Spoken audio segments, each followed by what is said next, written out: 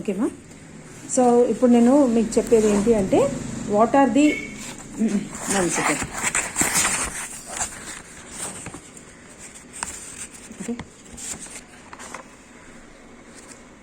what are the rights and duties of an auditor ma.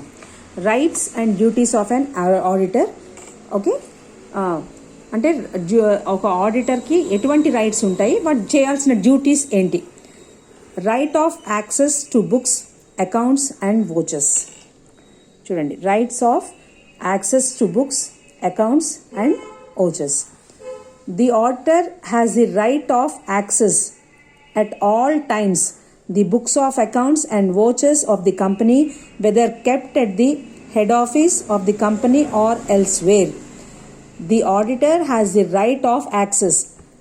అంటే నాకు అన్ని rights ఉన్నాయి, యాక్సెసిబిలిటీ ఉందన్నమాట. ఏదైనా నేను బుక్స్ని చెక్ చేసుకోవచ్చు, ఏదైనా బుక్స్ తీసుకోవచ్చు.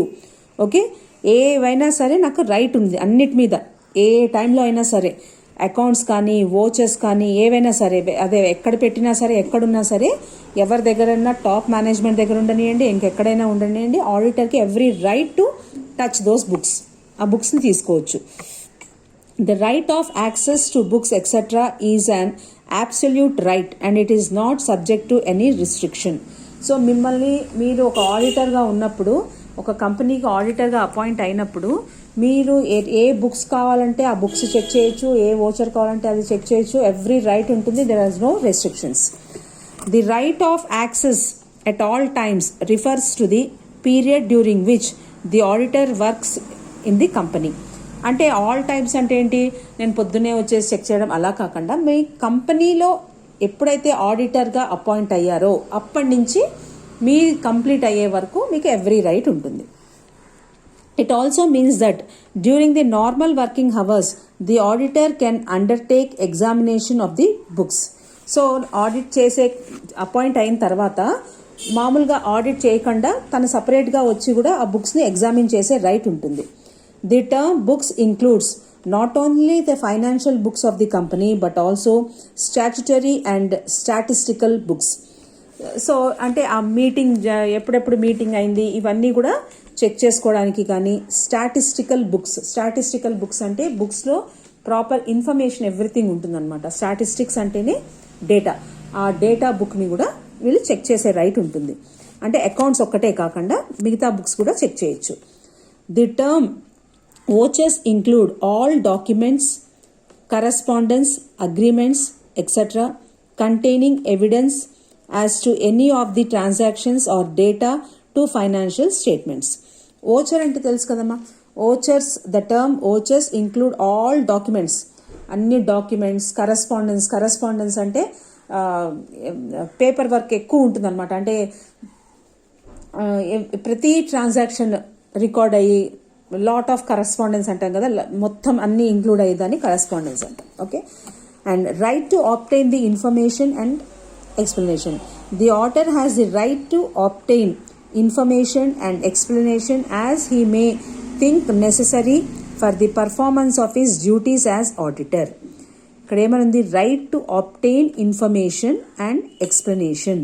The auditor has the right to obtain అంటే తెచ్చుకోవచ్చు అనమాట, information and explanation as he may think necessary for the performance of his duties as an auditor. ఒక ఆడిటర్గా తనకి కావాల్సిన ఇన్ఫర్మేషన్స్ కానీ, వాళ్ళ దగ్గర నుంచి ఎక్స్ప్లెనేషన్, ఆ కంపెనీ వాళ్ళ దగ్గర నుంచి ఎక్స్ప్లెనేషన్ కానీ ఎవ్రీథింగ్ అతను తెప్పించుకోవచ్చు అనమాట. He can do it, obtain. The auditor has to determine what information and explanation will be necessary to enable him to perform his duties. అతనికి ఎటువంటి ఎక్స్ప్లెనేషన్ కావాలి, అతను డ్యూటీ చేయాలంటే, ఆడిట్ వర్క్ చేయాలి అంటే అతనికి ఎటువంటి ఇన్ఫర్మేషన్ కావాలి, ఎటువంటి ఎక్స్ప్లెనేషన్ కంపెనీ దగ్గర నుంచి రావాలి అనేది ఏదైతే నెససరీ ఉంటుందో, ఏదైతే తనకి ఆడిటింగ్కి హెల్ప్ అవుతుందో అదంతా తెప్పించుకోవచ్చు. If any information is not available from the accounts of the company, the officers are under an obligation to provide it. If they refuse to do so, the auditor is entitled to report accordingly to the members. ఇప్పుడు ఒక కంపెనీకి ఆడిట్కి వెళ్ళినప్పుడు మనకు కావాల్సిన information కానీ, కావాల్సిన explanation కానీ, data, everything మనం ఏది అడిగితే అది అక్కడ కంపెనీ వాళ్ళు ప్రొవైడ్ చేయాలి. కంపెనీ వాళ్ళు ప్రొవైడ్ చేసే పొజిషన్లో లేనప్పుడు వాటి మీద నాకు ఎవ్రీ రైట్ ఉంటుంది ఒక రిపోర్ట్ రాసేది. ఓకే, అంటే దాని గురించి వాళ్ళు చేసిన తప్పు ఏంటి, వాళ్ళు ఎందుకు ఇవ్వలేకపోతున్నారు, ఇవన్నీ నేను రాసేసే అవకాశం, రైట్ నాకు ఉంటుంది. ఓకే, అలాగే right to receive notice and to attend the general meeting. The auditor has the right to receive all notices relating to any general meeting of the company, irrespective of the fact whether accounts are being discussed or not as such meeting. ఇక్కడ ఏమనుంది, right to receive notice and to attend general meeting. The auditor has the right to receive all notices relating to any general meeting of the company, irrespective of the fact whether accounts are being discussed or not at such a meeting. ఒక ఆడిటర్గా తనకి intimation రావాలి, ఇక్కడ annual general meeting ఈ టైంలో ఉంది, ఇప్పుడుంది, ఈ డేట్లో ఉంది అనేది. అది రైట్. ఒకవేళ నువ్వు అకౌంట్స్ గురించి డిస్కస్ చేస్తావా, ఆడిట్ గురించి డిస్కస్ చేస్తావా, దేని గురించి డిస్కస్ చేస్తావా అనేది ఇర్రెస్పెక్టివ్ ఆఫ్ దట్, కానీ నీకు అనేది ఒక ఇంటిమేషన్, నోటీస్ అనేది రావాలి నీకు. He has a right to speak at such meeting when the accounts are being discussed. So ఆ మీటింగ్లో తనకి ఎవ్రీ రైట్ ఉంటుందిట. మీటింగ్లో ఏంటి, ఏం మాట్లాడాలి, ఏంటి అకౌంట్స్ గురించి తనకి ఆ టాపిక్ వస్తే దీనికి రైట్ ఉంటుంది మాట్లాడడానికి. The right to attend a general meeting and to speak thereafter is permissive and not mandatory. Such right is restricted to general meeting alone and does not extend to meeting of the board.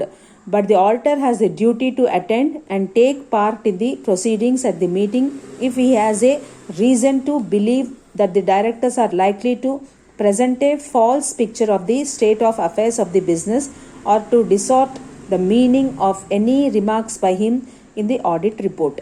So, it is not mandatory, compulsory నేను మాట్లాడాలి, అక్కడ issue లేకపోయినా సరే మాట్లాడాలని rule ఏం లేదు.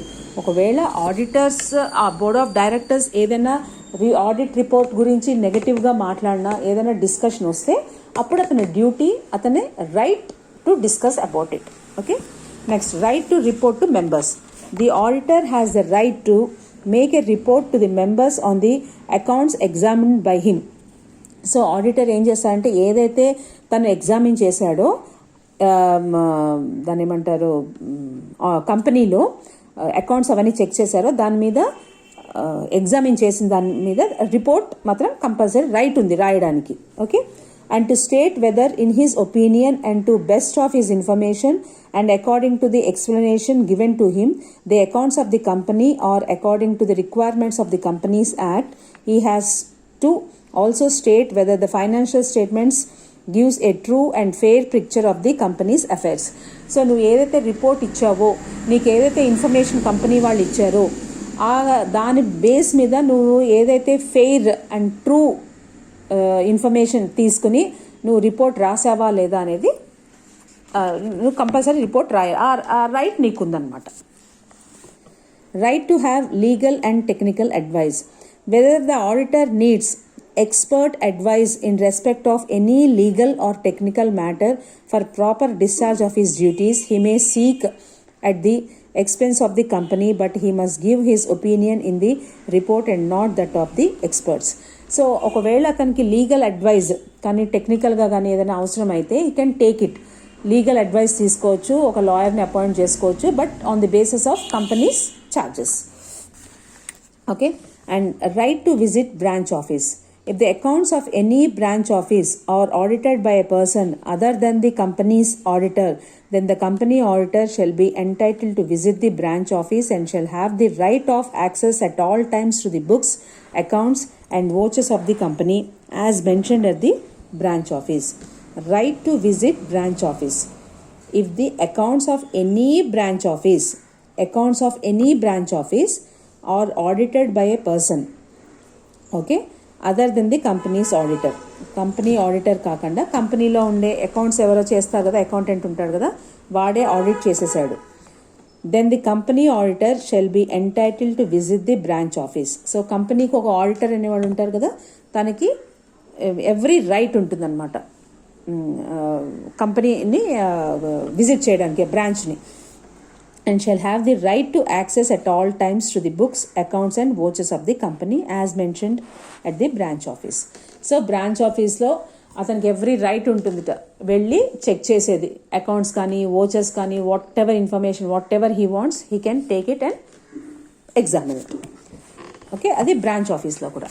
Next, right to receive remuneration. The auditor has the right to receive the remuneration for auditing the accounts of the company, though such right accrues only after he has completed the work. So anyhow కంపెనీలో ఇప్పుడు నేను ఆడిటర్గా appoint అయ్యాను, ఒక 2 monthsకో 3 monthsకో ఒక 1 month అనుకుందాం. నేను వచ్చి మీ కంపెనీలో ఆడిట్ చేసినప్పుడు నాకు I have every right to take the remuneration from you. Okay, అదంతా కంప్లీట్ అయ్యాక right to sign audit report. Only the person appointed as auditor of the company can sign the auditor's report on authentication any other document of the company whether the law requires to be signed by the auditor. So ఒక auditor report రాసినప్పుడు ఆ auditor has every right to sign it. Right to be indemnified. For many purpose an auditor is considered to be an officer of the company. ఆడిటరే ఒక కంపెనీకి officer. As an officer he has right to indemnified out of the assets the company against any liability accrued by him in defending himself against any civil or criminal proceedings by the company if he is held not guilty by the law. So కొన్ని పర్పస్లో ఏమవుతుంది అంటే officer has a right to be indemnified out of the assets of the company against any liability incurred by him. So ఒకవేళ ఆ company ఏదైనా సరే అసెట్స్ని mortgage చేసి loans తీసుకోవడం, అంటే లైబిలిటీస్ ఎక్కువ అయిపోవడం, ఇలాంటివి ఏవైనా ఉంటే డిఫెండింగ్ హిమ్సెల్ఫ్, మళ్ళీ దాన్ని తను సపోర్ట్ చేసుకుంటూ against any civil or criminal proceedings by the company he is held not guilty by the law. So అది కూడా అతను ఫేస్ చేయాలన్నమాట.